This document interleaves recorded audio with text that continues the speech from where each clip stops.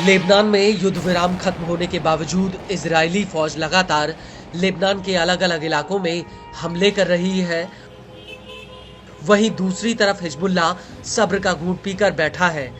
IDF Lebanon में बार बार ये कहते हुए हमले कर रही है कि वो हिजबुल्लाह के हथियारों की आवाजाही को निशाना बना रही है और अब तो इजराइल ने ये भी इशारा कर दिया कि वो युद्ध विराम की 60 दिन की डेडलाइन खत्म होने के बाद भी लेबनान के भीतर मौजूद रहेगा।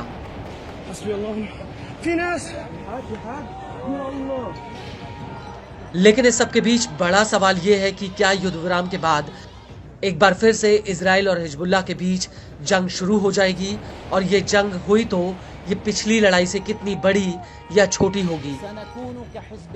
तो आपको बता दें कि इस सब के बीच हिजबुल्लाह के मुखिया शेख नईम कासिम ने इजराइल के आगे ताल ठोक दी है।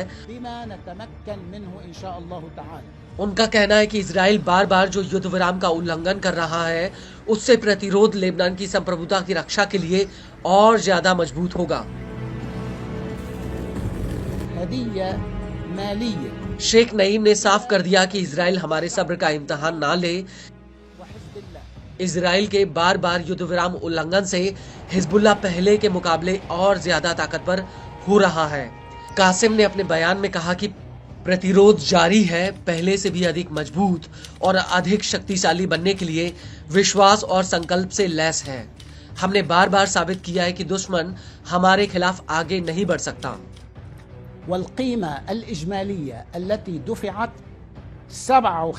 हिजबुल्लाह प्रमुख का कहना है कि इजराइल लगातार नागरिक ठिकानों पर हमले करके आम लोगों की जान ले रहा है।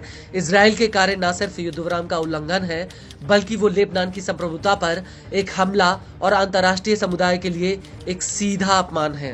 $12,000। इस सब के बीच हिजबुल्लाह प्रमुख ने इजराइल से दो टूक कह दिया। अब वो लेबनान के भीतर इजराइल के 1 इंच भी अतिक्रमण को बर्दाश्त नहीं करेगा। कासिम के मुताबिक हिजबुल्लाह लेबनान की गरिमा और अखंडता को बचाने के लिए विजयी हुआ है।